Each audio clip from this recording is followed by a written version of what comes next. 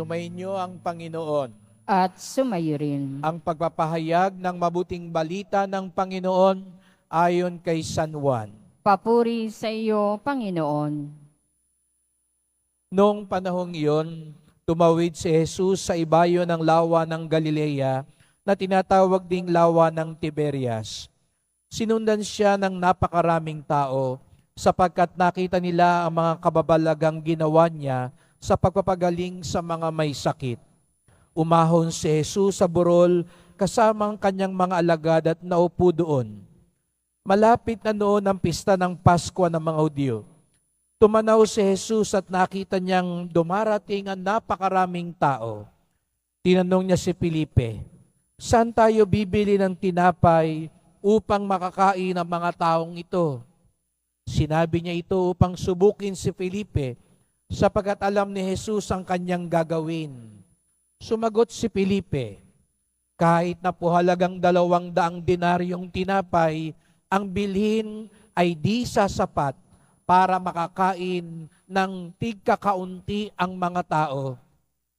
Sinabi ng isa sa kanyang mga alagad, si Andres, na kapatid ni Simon Pedro, "Mayroon po ditong isang batang lalaki na may dalang 5 tinapay na sebada at 2 isda.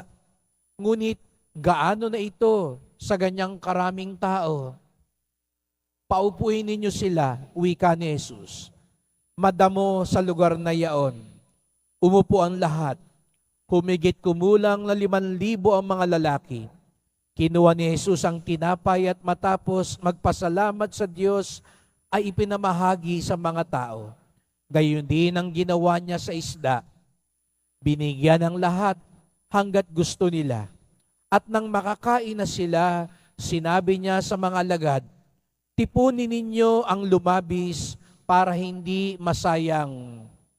Gayon na nga ang ginawa nila at nakapuno sila ng 12 bakol. Nang makita ng mga taong kababalagang ginawa ni Jesus, sinabi nila, "Tunay na ito ang propetang paririto sa sanlibutan." Nahalata ni Jesus na lalapit ang mga tao at pilit siyang kukunin upang gawing hari. Kaya muli siyang umalis na mag-isa patungo sa kaburulan.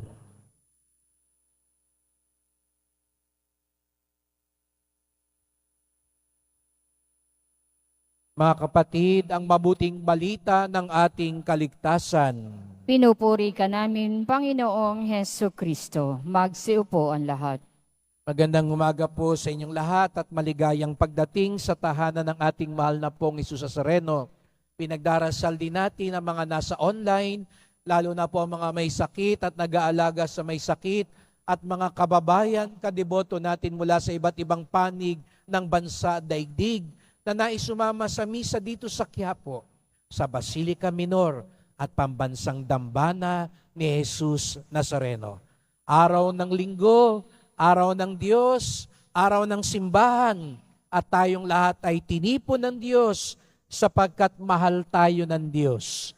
Kaya't bigyan natin ng papuri, parangal at pasasalamat ang ating minamahal na Nuestro Padre Jesus Nazareno.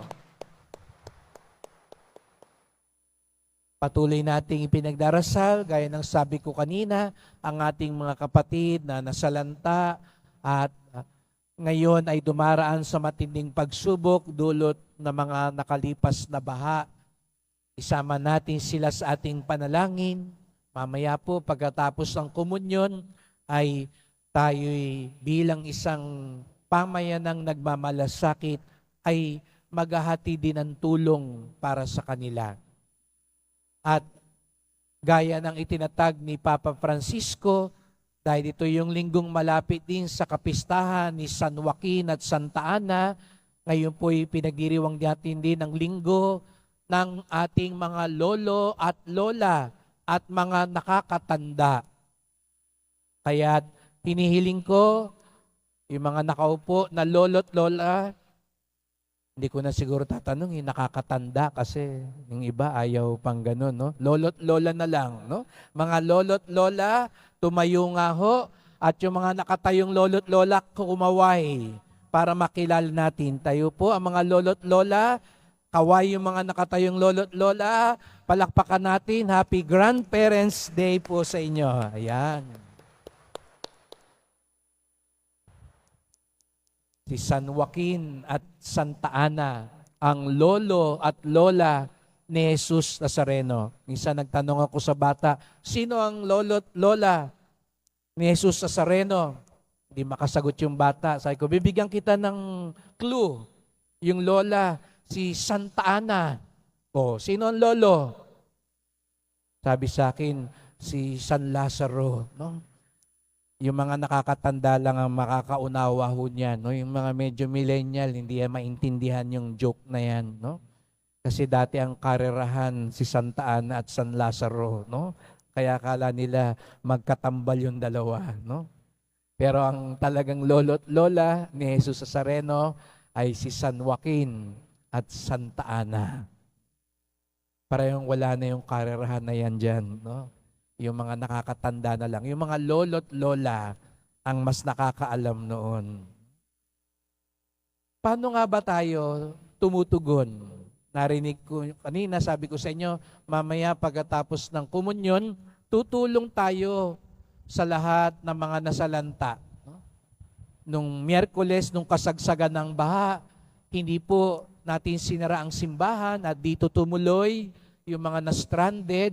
Pinakain po natin sila at sila'y panandaliang namalagi dito sapagat ang dambana ni Jesus Nazareno ay tahanan ng bawat Pilipino.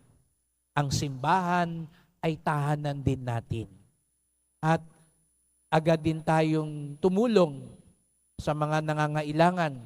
At tayo po ngayon ay partner, bagamat mamaya, meron tayong second collection, ay sa tulong pa rin po ng mga deboto, ng mga nagmamalasakit na deboto, nang kumatok sa pintuan natin ng Caritas Manila sapagkat mula pa rin noong Miyerkules hanggang ngayon ay agad-agad namamahagi na po ng mga relief packs para sa mga nasalanta ang simbahan po ng Quiapo. Sa tulong po ninyo mga kadeboto, agad-agad po ay 1,000,000 piso ay binahagi natin para maibili na agad ng bigas, delata, safety packs at kits, mga banig, mga kumot para sa mga taong nasira ang kanilang mga ari-arian ng mga baha.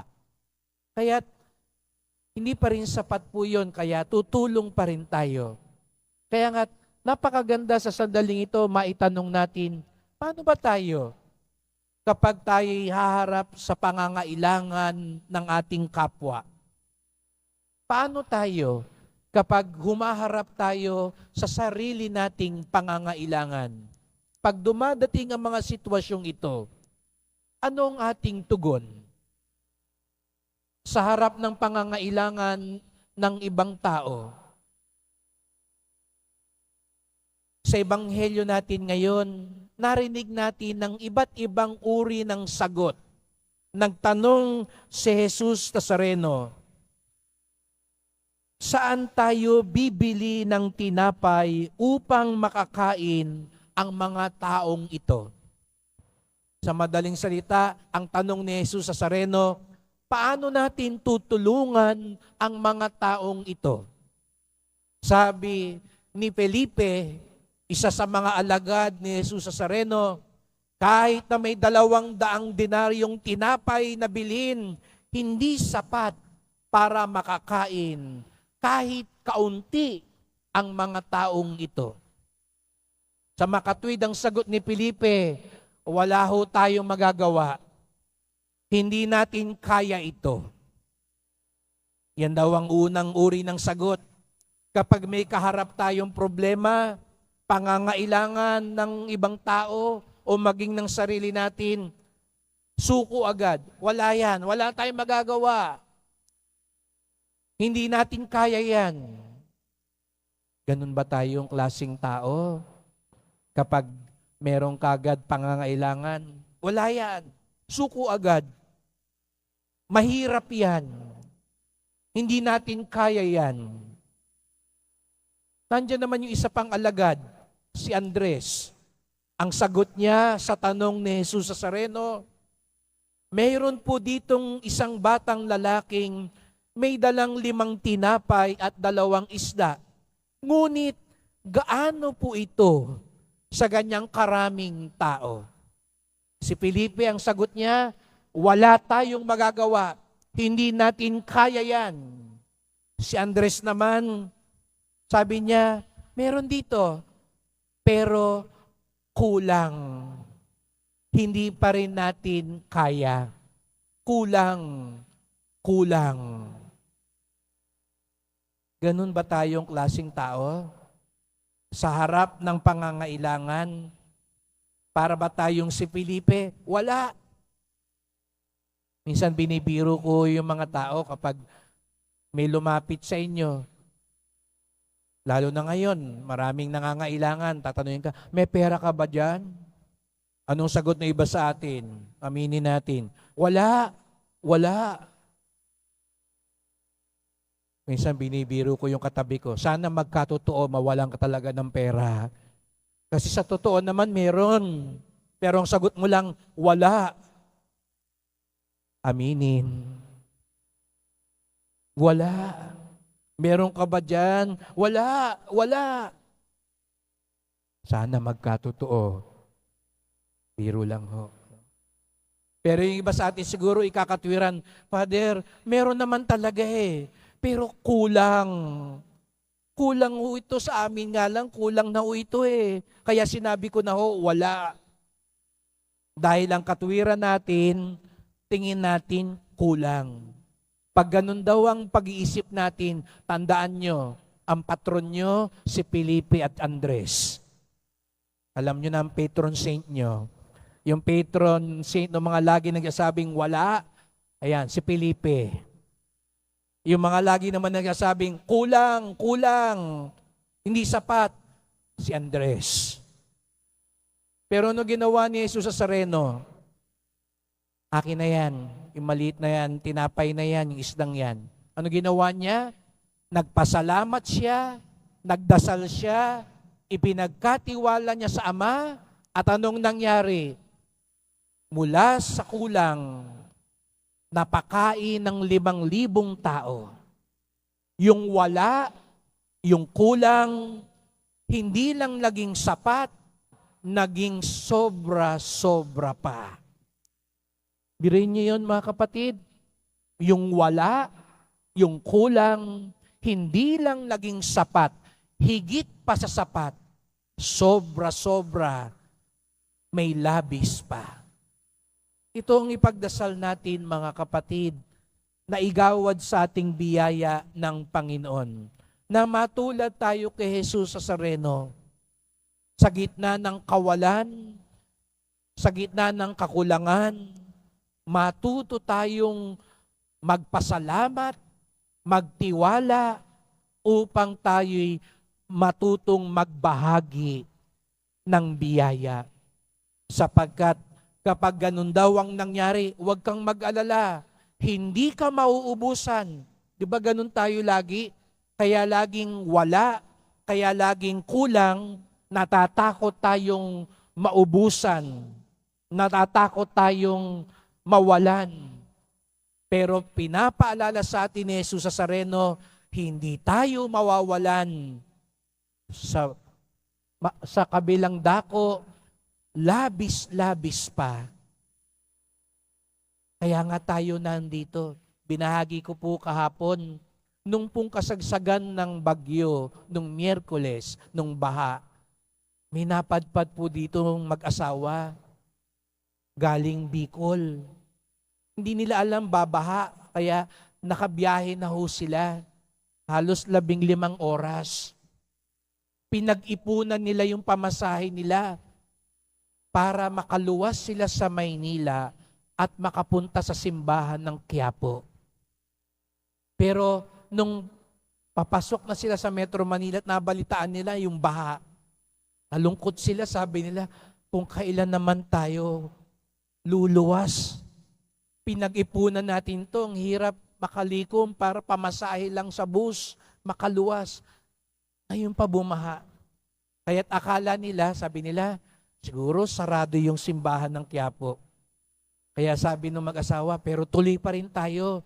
Kahit doon lang tayo sa pintuan ng simbahan, makahawak lang tayo sa pintuan ng simbahan, sulit na yung pinag-ipunan natin at sinakripisyo nating biyahe.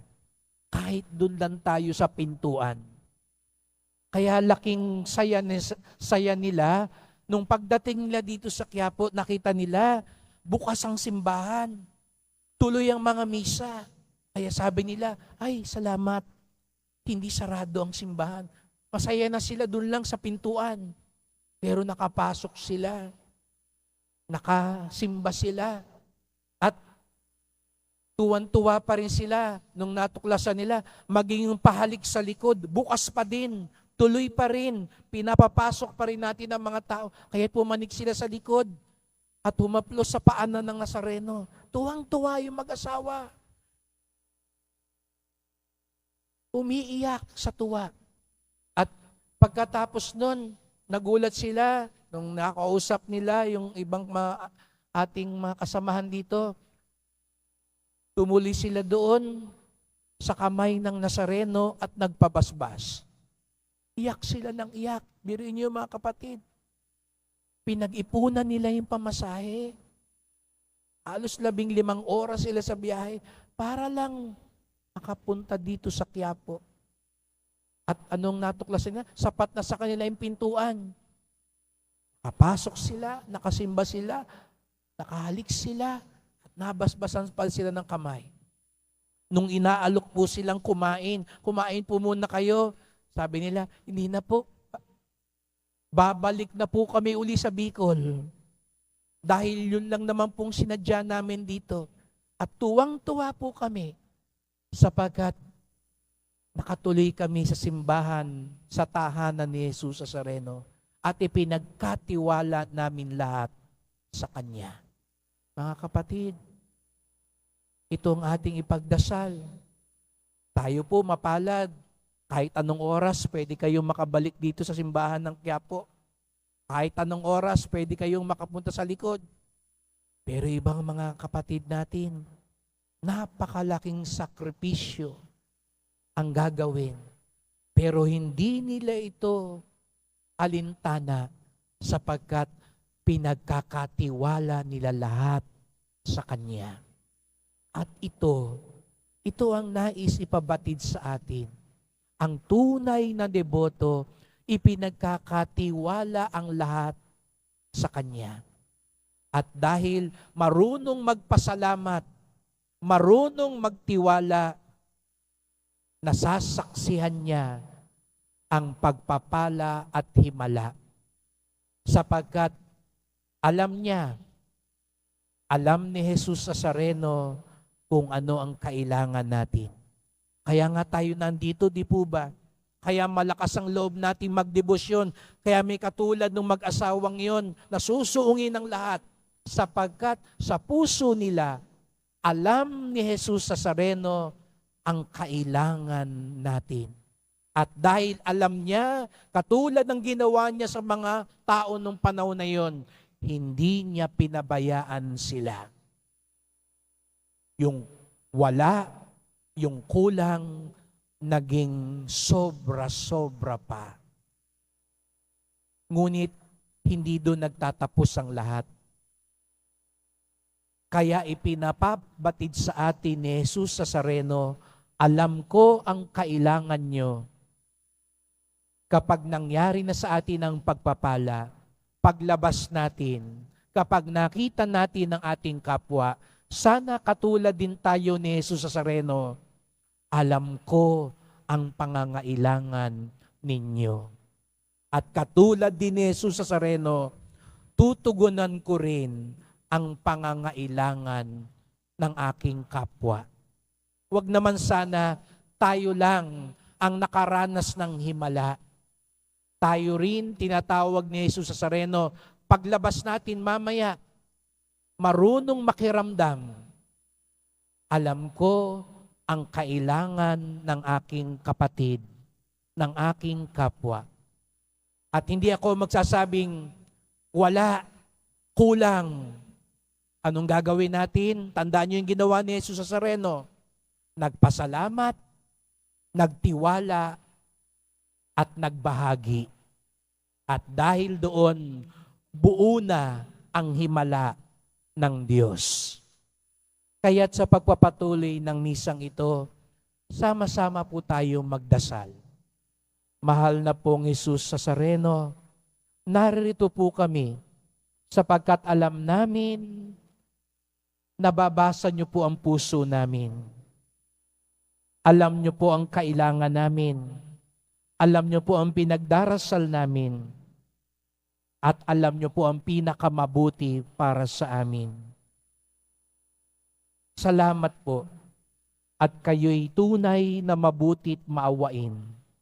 Patawad po kung minsan ang aming pag-iisip, ang lagi naming sagot, wala. Kulang. Wala kaming magagawa. Patawad po kung minsan naging maramot at manhid kami. Kayo po, daman niyo po ang aming pangangailangan. Turuan niyo rin po kaming makiramdam, magmalasakit, magpasalamat, magtiwala, upang katulad din ninyo, kami din maging daluyan ng himala at biyaya. Mahal na pong Jesus sa Nazareno, kawaan niyo po kami, basbasan niyo po kami. Amen. Amen.